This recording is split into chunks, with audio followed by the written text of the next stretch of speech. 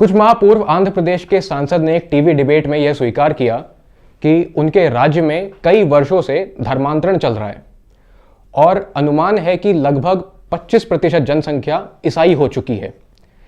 इसी प्रकार बीते कई दशकों में उत्तर पूर्वी राज्यों में क्रिश्चियन मिशनरीज और उनके क्रियाकलापों से सभी भली भांति परिचित हैं, जहां उन संगठनों ने हिंदुओं के प्रति द्वेष भाव की पराकाष्ठा को पार कर दिया है। कुछ ऐसी ही स्थिति मध्य भारत के कई राज्य और गत वर्षों में पंजाब में देखने को मिली है। हालांकि यह दुर्भाग्यपूर्ण है कि हिंदू धर्म और क्रिश्चियन मत के बीच चल रहे इस निरंतर संघर्ष से आज भी हिंदू समाज का एक बड़ा वर्ग अनभिज्ञ है।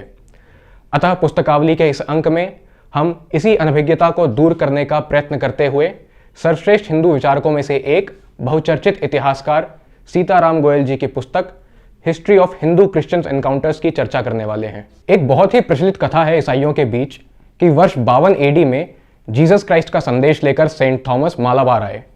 दक्षिण भारत का भ्रमण करते हुए सेंट थॉमस ने कई अनुयायी जोड़े, साथ ही 7 चर्च बनाए, परंतु इससे पहले कि वो क्रिश्चियनिटी के सिद्धांत से सभी पेगन हिंदुओं को अलौकित कर पाते, दुष्ट आत्मा ब्राह्मणों ने उनकी हत्या कर दी।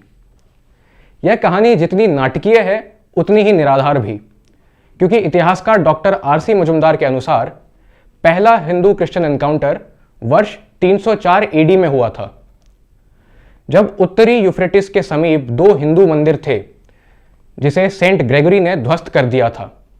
यह मूर्ति विरोधी हठ धर्मिता वैसी ही थी जैसी महमूद गजनवी ने सोमनाथ के मंदिर को तोड़कर दिखाई थी। पर भारत भूमि पर पहली बार क्रिश्चियनिटी का आगमन हुआ जब सीरिया से पलायन कर क्रिश्चियंस मालाबार में बसने लगे।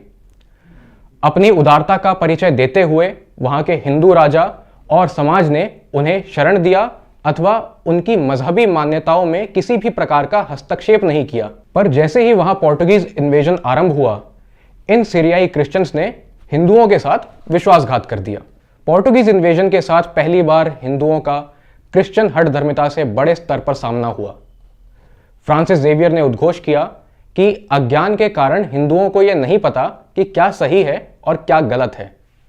हिंदू समाज ब्राह्मणों के एकाधिकार में है, जिसने इविल स्पिरिट्स के द्वारा इसे बांध रखा है। 1540 के उपरांत गोवा में हिंदू मंदिरों को तोड़ा जाने लगा। उनके स्थान पर चर्चों का निर्माण किया गया। हिंदुओं को प्रताड़ित किया जाने लगा। नाना प्रकार के लोभ देकर धर्मांतरण कराया गया। हालांकि क्रिश्चियन ताकतों का मध्यकालीन भारत में राजनीतिक विस्तार नहीं हो पाया। इसका मुख्य कारण है आने वाली शताब्दी में मराठा साम्राज्य का उदय। अतः जहां पर क्रिश्चियंस की राजनीतिक पकड़ नहीं थी, उन जगहों पर ईसाइयों ने अपने मजहबी उद्देश्य को पूरा करने हेतु नई युक्तियां अपनाई, जिसका सबसे प्रमुख उदाहरण है रॉबर्ट डे नोबेली का। 1606 में मदुरै मिशन पहुंचने पर नोबेली ने देखा कि मिशनरीज के अथक प्रयासों के बाद भी लोगों की आस्था ब्राह्मणों में बनी हुई है। तो नोबेली ने निर्णय किया कि अब वो ब्राह्मण जैसा बनकर ही क्रिश्चियनिटी का प्रसार करेगा। नोबेली ने गेरुआ वस्त्र धारण किया।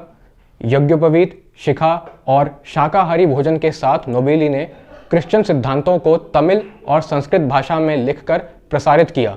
इस प्रकार पहले तथाकथित क्रिश्चियन आश्रम का निर्माण हुआ। यहां से हिंदू समाज और क्रिश्चियन मिशनरीज के मध्य एक बौद्धिक युद्ध प्रारंभ हुआ। 19वीं शताब्दी के पहले भाग में हिंदू पंडितों द्वारा क्रिश्चियन मतों के खंडन ने मिशनरीज को पूर्ण रूप से धराशाही कर दिया। ब्राह्मणों के इस अभूतपूर्व विजय ने यह स्पष्ट कर दिया कि आध्यात्मिक दृष्टि से सनातन धर्म उद्दीप्त सूर्य है, जिसके समक्ष अन्य मत जुगनू के भांति टिमटिमाते हुए दिखाई देते हैं। 1857 के उपरांत ब्रिटिश सरकार ने आधिकारिक रूप से मिशनरीज को प्रोत्साहन देना आरंभ कर दिया, जिसके बाद उनकी निंदा करना लगभग असंभव हो गया। तथापि स्वामी दयानंद सरस्वती, स्वामी विवेकानंद और मोहनदास गांधी ने यथासंभव मिशनरीज द्वारा कराए जा रहे धर्मांतरण का विरोध करते हुए हिंदू पक्ष को सुदृढ़ किया। पर यह सब तो स्वतंत्रता से पूर्व की बात हुई। स्वतंत्रता उपरांत भी भारत सरकार इन धर्मांतरण की गतिविधियों पर रोक लगाने में पूर्णतः असफल रही है। 1950 के दशक में मध्य प्रदेश सरकार ने राज्य में बढ़ रहे ईसाई धर्मांतरण की समस्या को ध्यान में रखते हुए एक कमेटी का गठन किया। इस कमेटी ने वर्ष 1956 में अपनी रिपोर्ट प्रस्तुत की, जिसे आज नियोगी कमेटी रिपोर्ट के नाम से जाना जाता है।